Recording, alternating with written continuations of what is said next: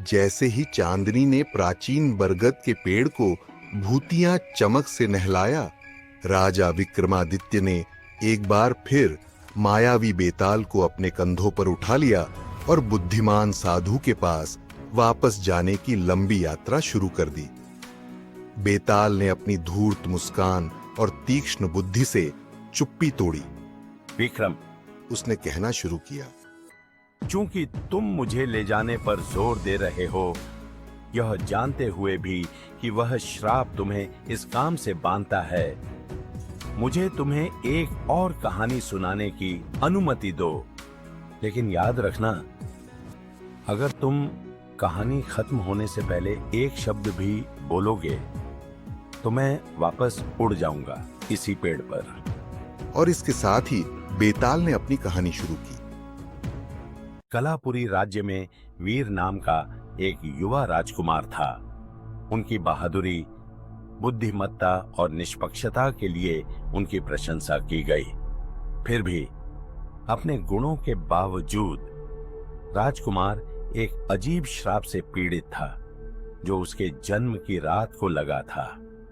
एक बूढ़े सन्यासी ने, जिसके साथ वर्षों पहले शाही परिवार ने अन्याय किया था, नवजात राजकुमार को श्राप दे दिया।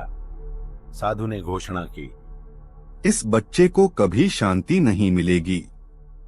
अपने 25वें जन्मदिन की पूर्व संध्या पर वह मर जाएगा, जब तक कि उसे बांधने वाले अभिशाप को हटाने के लिए सच्ची निस्वार्थता का कार्य नहीं किया जाता। दुखी राजा और रानी ने हर संभव उपाय खोजा। उन्होंने दूर देशों से बुद्धिमान लोगों को बुलाया, प्राचीन ग्रंथों से परामर्श लिया और भव्य प्रार्थनाएं की, लेकिन श्राप अटल था और भविष्यवाणी युवा राजकुमार पर काले बादल की तरह मंडरा रही थी। जैसे जैसे वीर बड़ा हुआ, उसे अपने भाग्य के बारे में पता चला, लेकिन वह शांत और संयमित रहा। वह अपना जीवन पूरी तरह से जीने, अपने लोगों की मदद करने और न्यायपूर्वक शासन करने के लिए दृढ़ थे।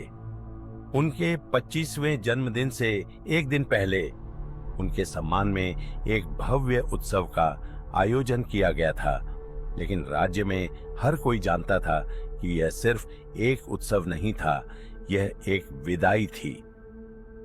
उस रात जब राज्य खुशियां मना रहा था, एक रहस्यमय बूढ़ा व्यक्ति राजकुमार के सामने आया। उन्होंने दावा किया कि वह बिना बलिदान के श्राप को तोड़ने का तरीका जानते हैं। पड़ोसी राज्य में एक मेमना रहता है, जो कोई सामान्य प्राणी नहीं है। यह मेमना एक बार एक राजकुमार था, जिसे उसी साधु ने शाप दिया था जिसने आपको श्राप दिया था। आपको इस मेमने की बलि देनी होगी यदि आप अभिशाप हटाना चाहते हैं। उत्सुक होकर वीर ने इस मेमने की तलाश करने का फैसला किया। वह अपने वफादार दोस्त ध्रुव के साथ सुबह सुबह निकल पड़ा। एक लंबी यात्रा के बाद वे पड़ोसी राज्य में पहुंचे और उन्हें एक सुनसान जंगल में मेमना मिला। उदास, इंसान जैसी आंखों वाला मेमना अपनी नियति को समझ रहा था। जैसे ही वे कलापुरी लौटने के लिए तैयार हुए, वीर विवादित हो गया। क्या वह एक निर्दोष प्राणी की बलि दे सकता है, भले ही इसका मतलब खुद को बचाना हो? मेमने ने राजकुमार की उथल पुथल को भांपते हुए उसे धीरे से धक्का दिया, जैसे कि वह स्वेच्छा से खुद को प्रस्तुत कर रहा हो। राजकुमार के जन्मदिन की रात आ गई। कालापुरी के लोग महल में एकत्र हुए। उनके दिल भय से भारी थे। जैसे ही घड़ी में आधी रात हुई, राजकुमार मेमने को ले जाता हुआ प्रकट हुआ। वह बूढ़ा व्यक्ति जिसने राजकुमार को यह ज्ञान दिया था, अनुष्ठान करने के लिए तैयार खड़ा था। लेकिन जैसे ही बलिदान दिया जाने वाला था, राजकुमार बोला, मैं यह सहन नहीं कर सकता। खुद को बचाने के लिए दूसरे की निंदा करने से बेहतर है कि मैं अपने भाग्य का सामना करूं।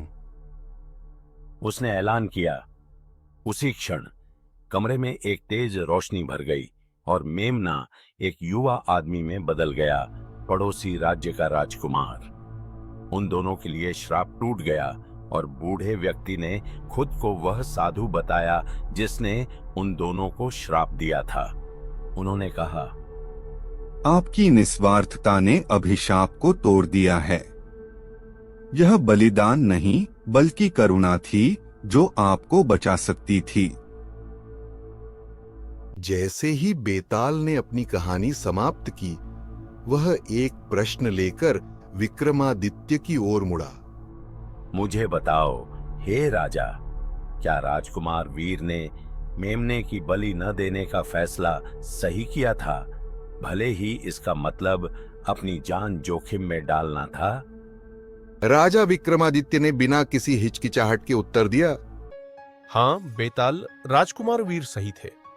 सच्ची बहादुरी निर्दोषों की रक्षा करने में है, यहां तक कि अपने जीवन की कीमत पर भी।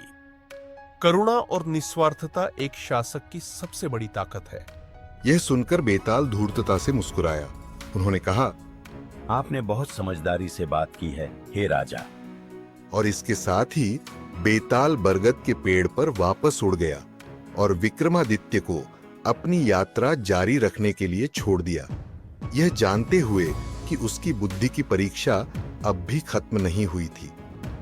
जैसे ही विक्रमादित्य अगले साहसिक कार्य के लिए तैयार हुए, बेताल ने चिढ़ाया, अगले रविवार को सुबह 10 बजे आने वाले अगले एपिसोड कुटिल बहन को देखना न भूलें।